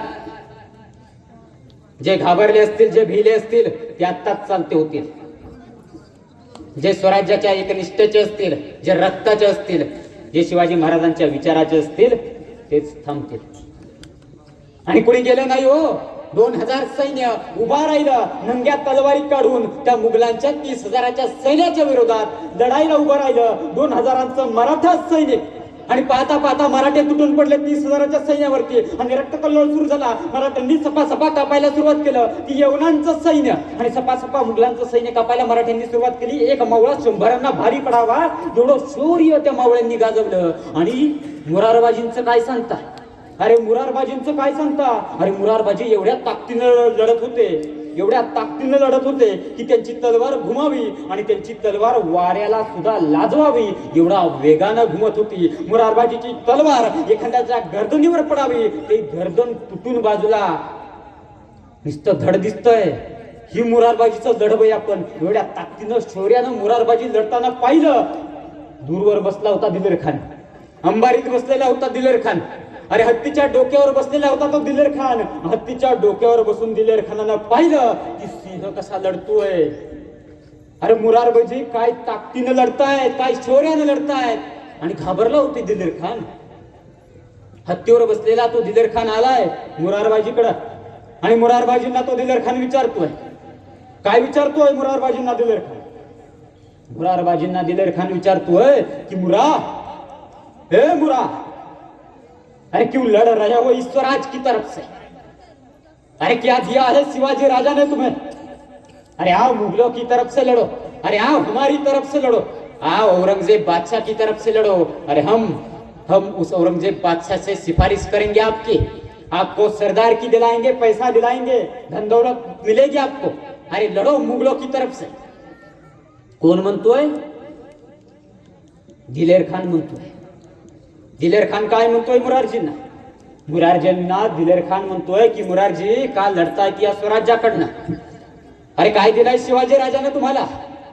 या लढा आमच्याकडनं, अरे लढा मुघलाकडनं, अरे लढा औरंगजेब बादशाहकडनं. तुम्हाला धनदौलत देऊ, पैसा पाणी देऊ, सरदारकी बहाल करू मुरारजी, तुम्हाला लढा आमच्याकडनं. आणि ऐकलं ते मुरारजींनी आणि कडाडले पाहता पाहता मुरारजी त्या दिलेर खानावरती. आणि काय म्हणतायत मुरारजी त्या दिलेर खानाला? दिलेर खानाला मुरारजी म्हणतायत की अरे दिलेर खाना, आज हा वखत आम्हा मराठ्यांना आणि शिवबाराजांना बैमान झाला असेल. काय म्हणतायत मुरारजी दिलेर खानाला? दिलेर खानाला मुरारजी म्हणतायत की आज हा वखत आम्हा मराठ्यांना आणि शिवबाराजांना बैमान झाला असेल. परंतु एक दिलेर, एक गोष्ट लक्षात ठेव की आम्ही मराठे रक्ताला कधी बैमान होत नाही. अरे लढू शेवटच्या श्वासापर्यंत तर स्वराज्यासाठी, अरे लढू शेवटच्या क्षणापर्यंत तर शिवाजी राजेच्या स्वप्नासाठी, बाकी काही नाही. आणि विचारता झाला तो दिलेर खान मुरारजी, अरे काय स्वप्न आहे तुमच्या राजाचं? अरे कोणत्या स्वप्नासाठी तुम्ही लढताय? कोण विचारतोय? तो दिलेर खान विचारतोय. दिलेर खान मुरारजींना विचारतोय काय स्वप्न आहे तुमच्या राजाचं? आणि त्यावेळेस मुरारबाजी दिलेर खानाला सांगतायत की माझ्या राजाचं स्वप्न, माझ्या राजाचं स्वप्न तुला ऐकायचंय तर ऐक. अरे माझ्या राजाचं स्वप्न आहे सिंधू नदीपासून बंगालच्या उपसागरापर्यंत, अरे अहद काश्मीर पासून तहद कन्याकुमारी पर्यंत आणि अहद पेशावर पासून तहद तंजावर पर्यंत स्वराज्य निर्माण करावं आणि या संपूर्ण साम्राज्यावरती भगवा मानानं फडकवत ठेवावा, हे स्वप्न आहे माझ्या राजाचं.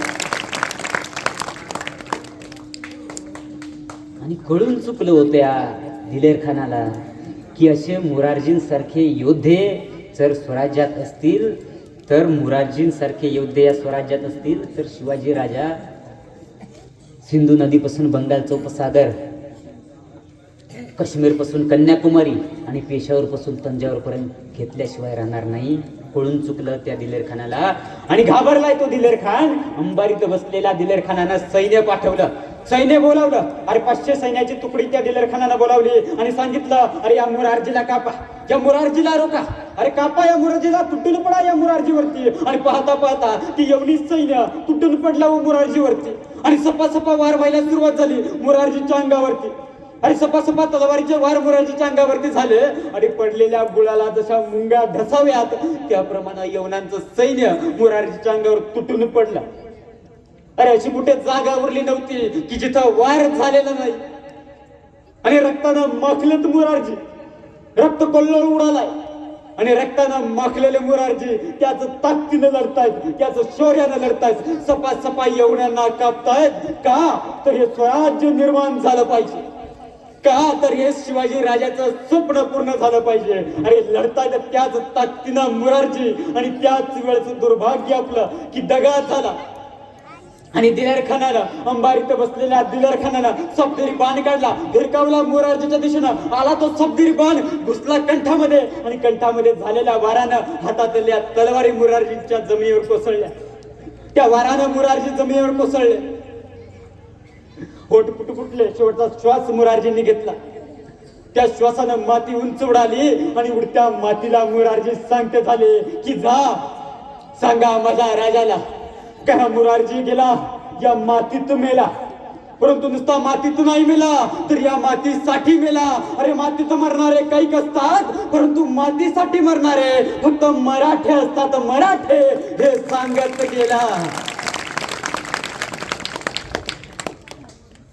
काय कमवलो माझ्या राजानं, शेवटच्या क्षणापर्यंत स्वराज्याशी निष्ठा ठेवणारा मावळा माझ्या राजानं कमवला. रक्ताला बेमान होणारा मावळा माझ्या शिवाजी राजानं कमवला. अरे 18 पगड जाती 12 बलुतेदार एकत्र आले, हे स्वराज्य उभा राहिलं, हे शिवाजी महाराजांचं स्वप्न होतं. आणि ते स्वप्न यांच्या बलिदानावरती कुठंतरी पूर्ण झालं. असे कित्येकांचे बलिदान गेले, हे स्वराज्य निर्माण झालं या बलिदानातून. आणि जेव्हा शिवाजी महाराजांना कळालं की पुरंदरवरती त्या ठिकाणी मुरारजी पडले, अतिशय दुःख झालं शिवाजी महाराजांना. पुढच्या 15 मिनिटांमध्ये आपण संपूया, कारण चुळबुळ करायला लागलेत आता सगळेजण. त्यामुळे आता फक्त शेवटचे 15 मिनिट आहेत, ते 15 मिनिटं लक्ष देऊन ऐका. शिवाजी महाराजांचा इतिहास असा आहे की ज्या राजानं आपल्यासाठी 50 वर्षाचं आयुष्य दिलं, त्या राजावर बोलायला लागलं तर मला घड्याळाकडे पाहून कळतं की वेळ एवढा गेलाय. परंतु या समोर बसलेल्या माणसांकडून, या रयतेकडनं, शिवाजी महाराजांच्या रयतेकडनं असं वाटत नाहीये की वेळ भरपूर झाला, परंतु वेळ झाला. याच्यानंतर जेवणाचे कार्यक्रम सुद्धा आहेत, त्यामुळे 15 मिनिटात आपण याचा शेवट करूया. शिवाजी महाराजांना ज्या वेळेस कळालं की पुरंदरच्या पायथ्याशी मुरारजी गेले आणि अतिशय दुःख झालं शिवाजी राजांना, आणि शिवाजी राजांनी त्यावेळेस तह करण्याचं ठरवलं. शिवाजी महाराजांनी तह करण्याचं ठरवलं. त्या तहामध्ये शिवाजी महाराजांनी 23 किल्ले मुघलांना दिले. शिवाजी महाराजांना वाटलं की आमची जिवंत हाडामासाची माणसं जर आम्हाला गमावं लागत असतील तर हे दगडा मातीचे गडकोट ठेवून आम्हाला करायचंय काय. आमची जिवंत हाडामासाची माणसं जर जगली तर असे कित्येक किल्ले आम्ही घेऊ. आणि या विचारातून शिवाजी महाराजांनी 1665ला पुरंदरचा तह केला. या गणिताकडे लक्ष द्या. हे गणित आजच्या जीवनामध्ये जशाच्या तसं लावावं असं गणित आहे. 1665ला शिवाजी महाराजांनी तह केला मुघलांशी. त्या तहामध्ये 1665ला शिवाजी महाराजांनी 23 किल्ले दिले. शिवाजी महाराजांकडे 22 किल्ले आहेत. शिवाजी महाराजांनी वयाच्या कितव्या वर्षी पहिला किल्ला घेतला? 16व्या वर्षी पहिला किल्ला घेतला. 16 पासून 65 किती वर्ष? 19 वर्ष. 19 वर्षामध्ये छत्रपती शिवाजी महाराजांनी 45 किल्ले घेतले आणि एका दिवसात एका तहामध्ये छत्रपती शिवाजी महाराजांना त्या ठिकाणी 23 किल्ले द्यावे लागले. आणि सगळीकडून आवाज येत होता की अर्ध स्वराज्य संपले. अहो गेले ना, अर्ध स्वराज्य संपलं, संपल्यात जमा होतं. आणि सगळीकडून आवाज आला की स्वराज्य संपलं, शिवाजी राजा संपला, काही शिल्लक राहत नाही. परंतु या घटनेतून सुद्धा शिवाजी महाराजांना आम्हाला एक शिकवण दिली शिवाजी राजानं. ती शिकवण काय तुम्हाला सांगतो. 9 वर्षाच्या नंतर शिवाजी राजाचा राज्याभिषेक होतो रायगडावरती आणि त्यावेळेस शिवाजी महाराजांकडे 365 किल्ले आहेत. म्हणजे पुढच्या 9 वर्षामध्ये शिवाजी महाराजांनी किती किल्ले कमवली तर 350 किल्ले, जवळपास 350 किल्ले शिवाजी महाराजांनी 9 वर्षामध्ये कमवली. आणि आम्हाला एक शिकवण दिली की संकट येत असतात, परंतु त्या संकटाला घाबरून मागं फिरायचं नसतं. ती संकट आपल्यावरती येतात, ती संकट आपल्याला कमजोर करण्यासाठी येत नाहीत, तर आपल्या मनगटात काय ताकद आहे ही आपली जाणीव करून देण्यासाठी ती संकट येत असतात. हे शिवाजी महाराजांनी त्यातून शिकवून दिली. त्याच तहामध्ये अजून एक अट होती. ती अट काय तर संभाजी राजांना त्या ठिकाणी आणि शिवाजी राजांना 9 वर्षाचे संभाजी महाराज होते आणि शिवाजी महाराजांना आणि 9 वर्षाच्या संभाजी राजांना आग्र्याला बोलवलं. आग्र्यामध्ये वाढदिवस होता त्या औरंगजेबाचा आणि त्या वाढदिवसासाठी 9 वर्षाचे संभाजी राजांना घेऊन शिवाजी राजे त्या आग्र्याच्या महालात जात आहेत, आग्र्यात जात आहेत, औरंगजेबाच्या वाढदिवसानिमित्त जात आहेत. आणि त्या ठिकाणी रांगा लागलेल्या होत्या. अशा रांगा संपूर्ण भारत देशातून त्या ठिकाणी आलेले होते राजे राजवाडे. आणि 9व्या रांगेत शिवाजी महाराजांना स्थान दिलं. आणि 9व्या रांगेत स्थान दिल्याच्या नंतर शिवाजी महाराजांनी पाहिलं की त्यांच्या समोर कोण उभा आहे तर शाहिस्त खान उभा आहे. आणि ज्या शाहिस्त खानाची 4 बोटं आम्ही कापली आणि पुण्यातून पळवून लावला आग्र्याच्या दिशेनं, तो शाहिस्त खान आमच्या समोर उभा आहे. आमच्या समोर कोण उभा आहे? फतेह खान उभा आहे.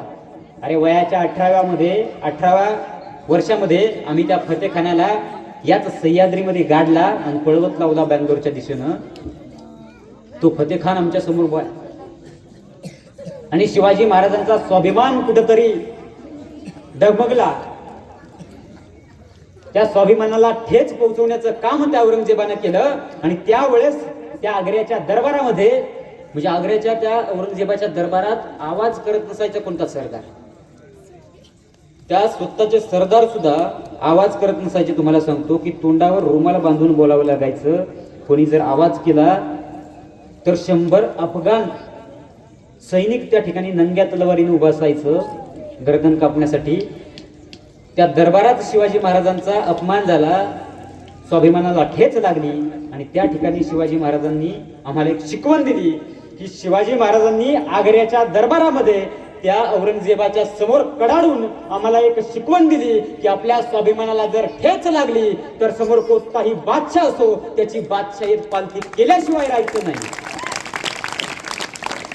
स्वाभिमानाला ठेच लागली राजांच्या आणि कडाडले राजे त्याच्या समोर औरंगजेबाच्या समोर. आणि मग औरंगजेबानं नजर कैदेत ठेवलं शिवाजी राजांना. त्याच्यानंतर शिवाजी महाराज त्याच्या दरबारात कधी गेले नाही. परंतु मी तुम्हाला सांगितलं होतं की संभाजीराजे 9 वर्षाचे आहेत आणि 9 वर्षाचे संभाजीराजे मात्र आग्र्याला गेलेले आहेत.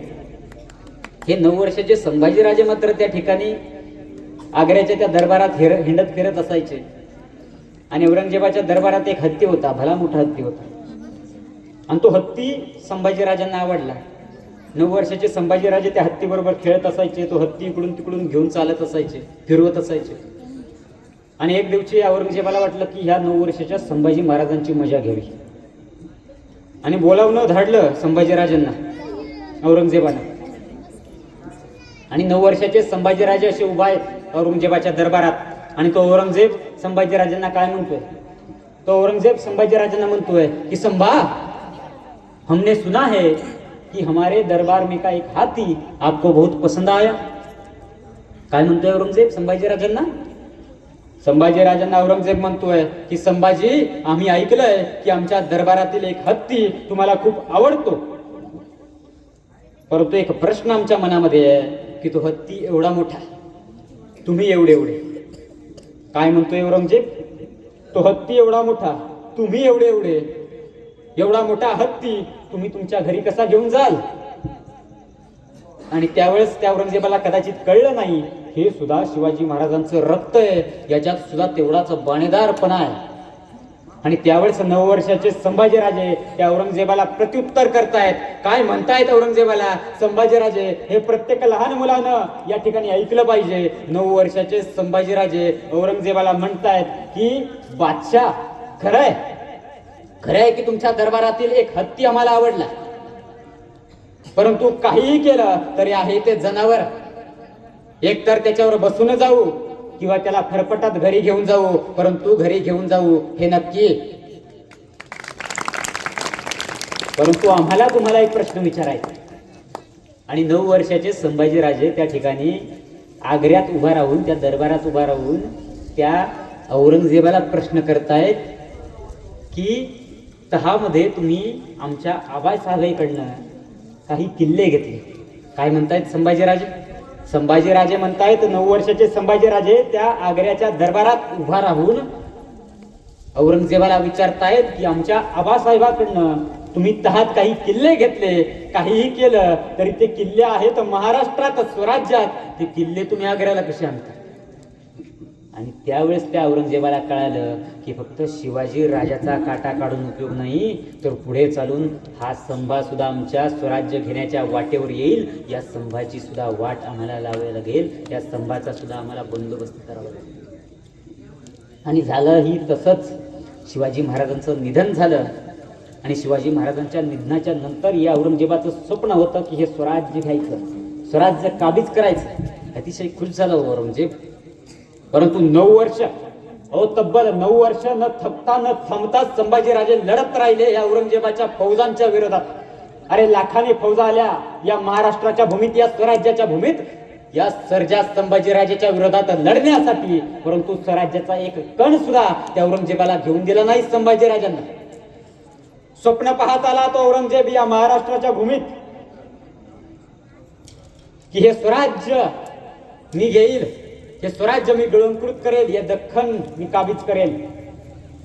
परंतु संभाजीराजांना या प्रकारे हे स्वराज्य निर्माण केलं, हे स्वराज्य वाढवलं. तुम्हाला सांगतो एक कण स्वराज्याचा त्याला घेऊन दिला नाही. पुढे चालून क्रूरतेनं फितुरी झाली, फितुरी आम्हाला लढली. आमचा राजा त्या ठिकाणी गरिबांच्या काव्यामध्ये अडकला, या यवनांच्या काव्यात आमचा राजा अडकला आणि त्या ठिकाणी संभाजीराजांना हाल हाल करून या औरंगजेबानं मारलं. संभाजीराजांना याच भूमीत वेगवेगळ्या शिक्षा देऊन त्या औरंगजेबानं मारलं. आणि त्यानंतर त्याला वाटलं की आता हे स्वराज्य मी घेतो. त्यानं शपथ घेतली की जोपर्यंत स्वराज्य घेत नाही तोपर्यंत दिल्लीला मी वापस जाणार नाही, तोपर्यंत डोक्यावर मुकुट मी घालणार नाही. आणि संभाजीराजांच्या गेल्याच्या नंतर, शिवाजी महाराजांच्या गेल्याच्या नंतर काहीही केलं तरी संभाजीराजांचं रक्त या भूमीत सांडलं होतं. काही केलं तरी शिवाजी महाराजांनी विचार निर्माण केले होते आणि त्या विचारावर इथला मावळा असा लढला या मुघलांच्या सैन्याच्या विरोधात. असा लढला की राजा नव्हता कुणी, परंतु हा मावळा लढत होता. अरे संताजी धनाजी बद्दल काय बोलावं. अरे त्या औरंगजेबाच्या छावणीचा कळस संताजी धनाजींनी कापून आणला. लाखाच्या सैन्यात घुसून औरंगजेबाच्या छावणीचा कळस संताजी धनाजी कापून आणतात. एवढा पराक्रम या मावळ्यांनी केला. अरे औरंगजेबाचे त्या मुघलांचे घोडे जर पाण्यात पाणी पिण्यासाठी वाकावे तर ते घोडे सुद्धा सरदरी मागे फिरायचे आणि त्यांना त्या पाण्यात संताजी धनाजी दिसायचे. हा पराक्रम या महाराष्ट्राच्या भूमीत शिवाजी महाराज, संभाजी महाराज गेल्याच्या नंतर या मावळ्यांनी केला. या पराक्रमाच्या जोरावर हे मराठा साम्राज्य वाढत राहिलं. शेवटी औरंगजेब याच भूमीत मेला. याच भूमीत तो औरंगजेब मेला. अहिल्यानगरमध्ये, भिंगारमध्ये त्याची समाधी आहे. नाही स्वप्न पूर्ण झालं त्या औरंगजेबाचं हे स्वराज्य घेण्याचं. तेवढ्या ताकदीनं मराठे लढले. शिवाजी महाराज, संभाजी महाराज गेल्याच्या नंतर त्यांच्या विचारावर मराठे लढले, नाही घेऊन दिलं हे स्वराज्य. शेवटी औरंगजेब नमाज पडताना त्या खुदाला म्हणता झालं, हो अरे अल्लाह, ये अल्लाह, ये स्वराज लेने का सपना होगा कामयाब कभी, या ऐसे ही खाली हात लौट जाना पडेगा दिल्ली. ते स्वप्न त्याचं कधी पूर्ण झालंच नाही. दिल्लीलाही त्याला कधी परतता आलं नाही. अहिल्यानगरमध्येच या मावळ्यांच्या पराक्रमाच्या भीतीनं तो औरंगजेब गाडला गेला. एवढा पराक्रम या मराठ्यांनी या भूमीमध्ये केला. हे स्वराज्य वाढवलं. हे मराठा साम्राज्य या वीरांनी निर्माण केलं. मराठा साम्राज्याबद्दल जर बोलायचं झालं तर एक छोटासा किस्सा तुम्हाला सांगतो, त्यानंतर आपण शेवट करूया. राजस्थानमध्ये चित्तोड नावाचा किल्ला आहे. राजस्थानमध्ये चित्तोड नावाचा किल्ला आहे. राजपुतांचा तो किल्ला आहे. त्यांना त्या किल्ल्यावर एवढा गर्व की ते राजपूत म्हणायचे. की गडो में गड चित्तोड गड बाकी सब गडिया, म्हणजे फक्त चित्तोड एकमेव गड आहे, बाकी सगळे नावाला गड आहे. 10 वर्ष मुघल त्या गड घेण्यासाठी लढत होते, नाही त्या राजपुतांनी तो गड ताब्यात येऊन दिला. मराठ्यांचा एक सरदार एका महिन्यासाठी त्या किल्ल्यावरती आक्रमण करतोय, एका महिन्यात चित्तोडगड घेतोय आणि पत्र पाठवतोय महाराष्ट्रात, पत्र पाठवतोय स्वराज्यात. काय पत्रात उल्लेख करतोय तो सरदार, मराठ्यांचा सरदार पत्र पाठवतोय की आम्ही 1 महिन्यामध्ये चित्तोडगड घेतला आणि या राजपुतांचा गर्व मोडीच काढला.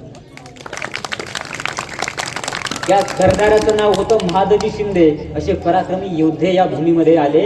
या पराक्रमाच्या जोरावर हे स्वराज्य निर्माण झालं. मराठा साम्राज्य भीती निर्माण करेल शत्रूंना, तसं मराठा साम्राज्य या देशामध्ये निर्माण झालं. त्या मराठा साम्राज्यावरती, मराठा सैनिकांवरती एक कविता आहे, कुसुमाग्रजांनी लिहिलेली कविता आहे. या शूरवीरांना जशाच्या तशी लागू व्हावी अशी ती कविता आहे. ती कविता काय पहा, त्या कवितेत कवी काय म्हणते. त्या कवीचं असं म्हणणं आहे त्या कवितेमध्ये की ही जी रणभूमी आहे, ही रणभूमी आमची मातृभूमी आहे आणि आम्हाला त्या ठिकाणी लढावं आणि आम्हाला कुणीतरी हरवावं असा शत्रू या पृथ्वी तलावावरील राहिला नाही, असं त्या कवीचं म्हणणं आहे. तो कवी काय म्हणतोय, समरभूमीचे सनदी मालक शतयुद्धांचे मानकरी, रणफंदांची जात आमची कोण आम्हा भयभीत करी. घोर पडीला दोर लावणी पहाड दुर्गट चढलेले, तुटून पडता मस्तक खाली धुंद धडाने लढलेले, खंदकातल्या अंगारावर हासत खेळत पडलेले, बाप असे कै काळ आमचा कीर्ती गाजली दिगंतरी, रणफंदीची जात आमची कोण आम्हा भयभीत करी. म्हणजे ही समरभूमी जी आहे ती आमचं, या समरभूमीवर आमची सनदी मालक निर्माण झाली आहे. ही रणभूमी आमचं घर बनलंय. रणफंदांची म्हणजे लढवयांची आमची जात आहे आणि आम्हाला कुणी घाबरावं आणि आम्ही कुणाला घाबरावं असा शत्रू पृथ्वी तलावावरील शिल्लक राहिला नाही, असं त्या कवीचं म्हणणं आहे. अहो आम्ही घोरपडीला दोर लावणी पहाड दुर्गट चढलो आणि आमचं मस्तक जेव्हा तुटून या रणभूमीवरती पडलं तरी आमचं धड लढत राहिलं. ते पराक्रम करणारे माणसं आम्ही आहोत. आमचा बाप कै काळ आहे, म्हणजे शिवाजी महाराजांना ते म्हणतात की शिवाजी राजा आमचा बाप आहे, ज्याची कीर्ती शतकानुशतक या पृथ्वी तलावावरील गाजलेली आहे. ते शिवाजी राजे आमचा बाप आहे आणि रणफंदांची म्हणजे लढवयांची आमची जात आहे, आम्हाला कुणी भयभीत करावं असा शत्रू पृथ्वी तलावावरील राहिला नाही. हा पराक्रम त्या ठिकाणी करून दाखवण्याचं काम त्या शूरवीरांनी केलं. हे मराठा साम्राज्य निर्माण केलं. कोण्या हिंदी कवीला सुद्धा म्हणावंसं वाटावं असं साम्राज्य. एक हिंदी कवी म्हणतो का कवितेमध्ये मराठा साम्राज्याचं जे शौर्य होतं त्या शौर्यावर कविता त्या हिंदी कवीनं केली आहे कि अमर त्याग की कहानी तुम अक्षर अक्षर गढ़ लेना, ये अमर त्याग की कहानी तुम अक्षर अक्षर गढ़ लेना, और शौर्य कभी थक जाए तो मराठा साम्राज्य पढ़ लेना. हे त्याचं म्हणणं आहे की तुम्हाला कधीही वाटावं की शौर्याची कमी आहे तर मराठा साम्राज्य वाचा, असं त्या कवीचं म्हणणं आहे. आता मी 2 वेळेस म्हटलो की या ठिकाणी व्याख्यानाला शेवट करू. तुम्ही म्हणत असताल की वचनाचा पक्का हा नाहीये, त्यासाठी शेवटी फक्त कवी कलशांचा एक छंद गातो. 4 ओळींचा छंद आहे. त्या छंदाचा अर्थ तुम्हाला सांगतो आणि आपण शेवटी व्याख्यान समाप्त करू. कवी कलश म्हणजे मुघलांच्या दरबारात सुरुवातीला ते काम करायचे, ते कविता त्यांच्यावरती लिहायचे. त्या सरदारावरती त्यांनी कविता लिहिल्या आणि त्यांना वाटलं की या स्वराज्यामध्ये जावं, शिवाजी राजावर कविता लिहावी. आणि त्यावेळेस कवी कलश शिवाजी महाराजांकडे येतात आणि शिवाजी महाराजांवर कवी कलशांनी जी कविता लिहिली आहे ती कविता तुम्हाला ऐकवतो. ती कविता अशी, तो छंद असा, कवी कलशांचा छंद असा की ब्रह्म के आन से निकसो अत्यंत पुनिक तेहु कुर्बानी, राम युधिष्ठिर के बरने बल मी किहु व्यास के संग सुहानी, भूषण यो कली के कवी राजन राजन के गुण गायन सानी पुण्य चरित्र शिवा सर्जनाय पवित्र भय कुणी वाणी। याचा अर्थ असा की ब्रह्माच्या मुखातून या वाणीचा उगम झाला म्हणून ही वाणी तिन्ही लोकांमध्ये पावन झाली। राम युधिष्ठिरांचं वर्णन केल्यामुळं व्यास आणि वाल्मिकी यांची वाणी पावन झाली। आणि मग स्वतःबद्दल बोलताना कवी कलेश म्हणतात, कवी भूषण म्हणतात की या कलियुगामध्ये अनेक नृप नरेशांचं वर्णन करून माझी ही वाणी मलिन झाली होती। म्हणजे ते मी सांगितलं तुम्हाला की मुघलांच्या दरबारात कामाला होते, त्यांच्या सरदारावरती त्यांनी कविता केल्या, त्यामुळे त्यांना असं वाटतं की माझी वाणी मलिन झाली।